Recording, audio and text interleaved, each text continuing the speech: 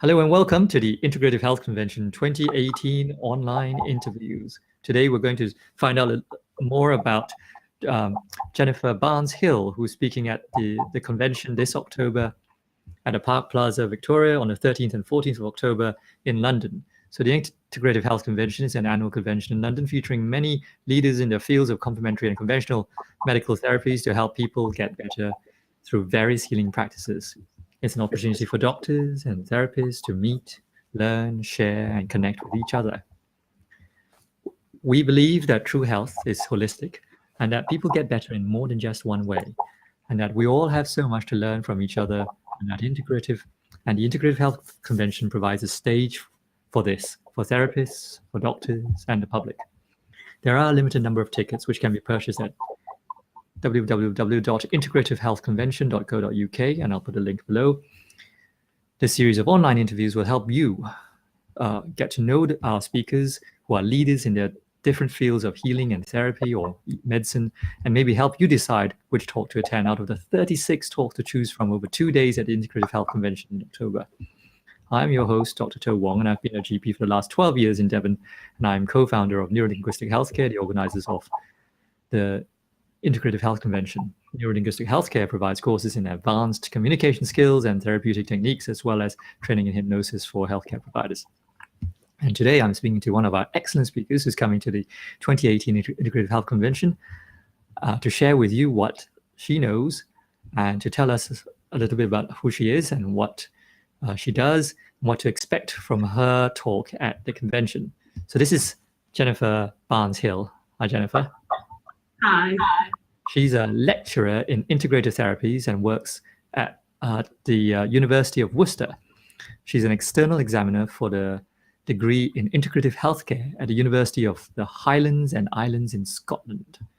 She also teaches complementary therapy level 3 and 4 and advanced courses in different holistic therapies at her training school in Worcester. More details can be found at www.jbhtraining.co.uk, and I'll put the link below. She's got a Facebook page where you can find out more about her and what she does. Great. So Jennifer, should we begin by letting the audience know a little bit more about yourself and maybe what I didn't cover? Yes, that's great. So Jennifer, do you want to let us know a bit more about yourself? Yes, so I've always had an interest in complementary therapies and an integrative way of working. From a small child, my mum did baby massage on me and used aromatherapy oils to help with childhood asthma. So it's always been a part of my life. And over the years, as a practitioner, as a therapist, I found that bringing the evidence-based research that's available for the different modalities and incorporating that into my practice has enabled me to work really professionally and have a lot of success alongside what you might call conventional practitioners like yourselves, like doctors, nurses, midwives, and other specialists. So I've always had a vested interest in it. It's worked for me and I found it really beneficial to my family as well. And I've got a passion and a bug for it. So wherever I can spread the word about the benefits of integrated working practices, I'm there. Good.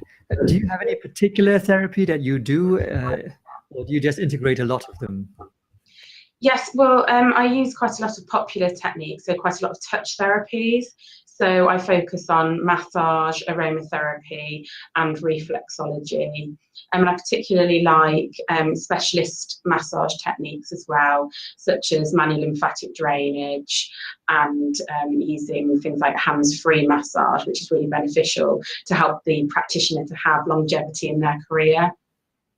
Oh, can you do you mind telling me a bit more about hands-free massage?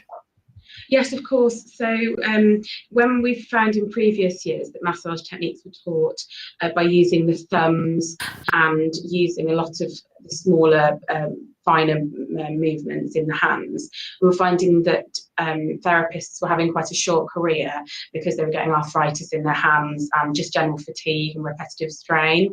So using a hands-free approach is using things like elbows, forearms, and using effective body weight behind the movements that we do to make the massage flow more easily, and also to protect the practitioner, so that connection between the client and the therapist is very fluid, and also it doesn't fatigue the therapist. So all round, it's a really nice technique. Oh, so it's like ergonomics for bodywork therapists.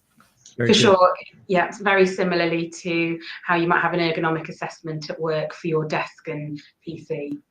Oh, so I'm curious. What brings someone to be interested in the field? You said always from a young age, but can you tell, because you do so much now, can you tell us about how you got involved and interested in it, and just a bit about the story behind how you started doing what you do now? Yes, of course. Like I said, in our house, as I was growing up, there was aromatherapy oils, massage oils, that kind of thing all around the house. You know, we didn't really rely where we could help it on conventional medicines, and that worked really well for me. Also for times of stress and anxiety, like at university, using mindfulness, aromatherapy oils, things like that for anxiety and stress around exams. So it sort of followed me through my early years, and then I did a degree in integrated practice at the University of Salford, and also a diploma in health and rehabilitation at the University of Kiel. So I trained in level 3 and level 4, and also embarked on a degree because I was really interested in the evidence behind the practice. So what was happening and why was it happening? And coming from a background in a family of teachers, I naturally progressed into teaching, and I've got a real passion and enthusiasm to see students getting on with the careers that they want to get on with, getting amazing job roles, things like complementary therapists in hospices, and seeing them flourish and again spread the word within the wider community about the benefits. Oh, that's amazing. And in October at the Park Plaza, you were going to talk to us about how the you can do sensory enhancement to the working environment for complementary therapists.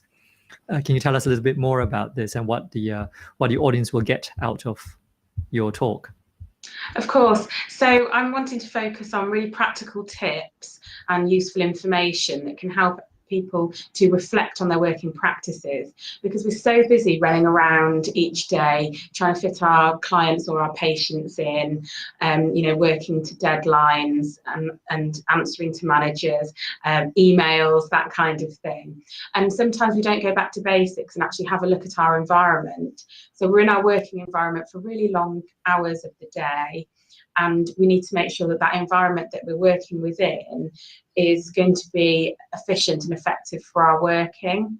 And in turn, our clients or patients are coming into that situation as well, and we're trying to offer them a therapy or a treatment modality within that space.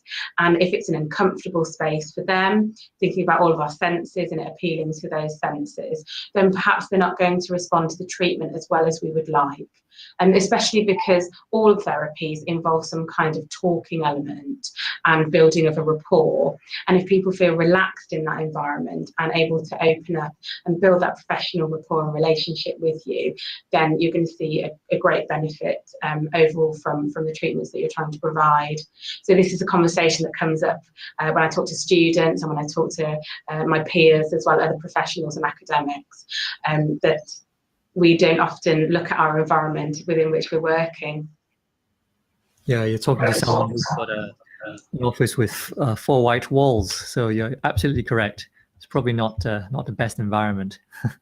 And it's so typical for all of us to work in that sort of environment and not think about the patient and the experience. Yes, definitely. So one example that I was discussing with colleagues was actually around dementia care, which is something that we looked at as a special subject for students a few weeks ago.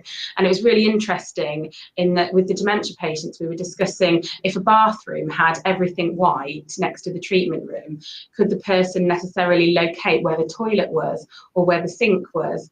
And then when it had a different coloured outline, like a black outline or a black toilet seat, something like that. People would know and recognise that is the bathroom.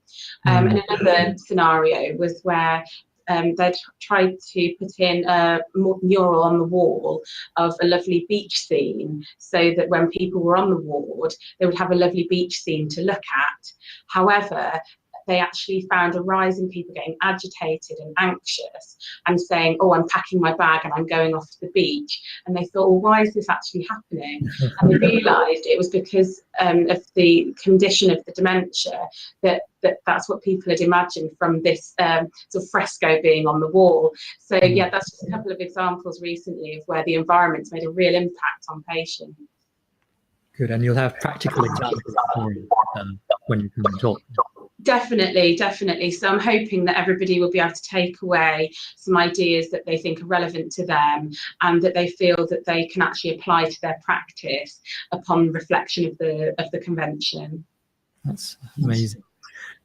Having thought about the Integrative Health Convention, where the audience will be made of doctors, therapists, and the public, where do you see your practice fitting in integrative health? Because you sound like you've alluded to it already, but Yes, well, I think it's going to appeal to everybody really, because as you said there, we can all relate to the white box treatment room, maybe lots of busy environments outside where everything's quite noisy and perhaps people can't hear what's going on, fluorescent light flickering, all of those background noises and sort of nuisances of day-to-day working, but we all just kind of get on with it. So I'm hoping that what I'm going to discuss, everybody will be able to find an element of that really relevant to them and their practice.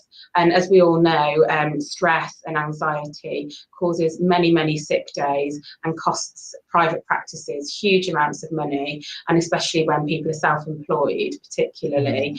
So if we can do anything for ourselves, you know, we're always giving, we're always providing these services for everybody else, but are we always thinking about ourselves and looking after ourselves as well? So I think coming on a lovely weekend like the conference is going to be will be an amazing opportunity for people to have a bit of personal reflection and put a bit of personal care as well in looking after ourselves, so that then we can go back into our practice and help everybody else. Thank you. I'm asking one particular extra question.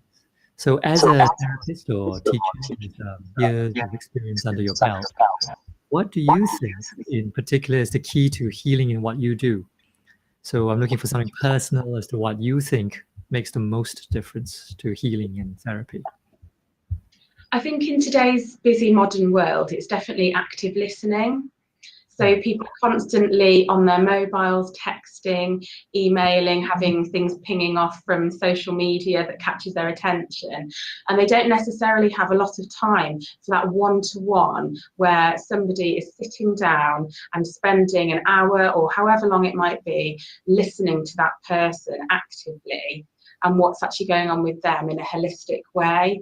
So thinking about the social situation in which they're living, thinking about the medical issues that may be going on and the psychological. And I think just that active listening and giving that person that space and time to communicate in, you know, the busy modern world of 2018, I think that's what stands me in good stead and helps me get the results with my clients. Brilliant. So thanks a lot. Thanks for your time, Jennifer. So thank you for taking the time, and the audience for watching and listening to this interview. So remember to get your tickets early from the website by following the links below. We are the Integrative Health Convention in London on the 13th and 14th of October 2018. You can use the discount code podcast10, which will give you a 10% discount as a gift from us to you for sharing your time with us. So when we see you in October in London, our speakers will be sharing so much more with you then, and you'll get to meet Jennifer in person, myself, and all the other amazing speakers. And there are so many amazing talks to choose from, and we hope to see you there. Thank you very much.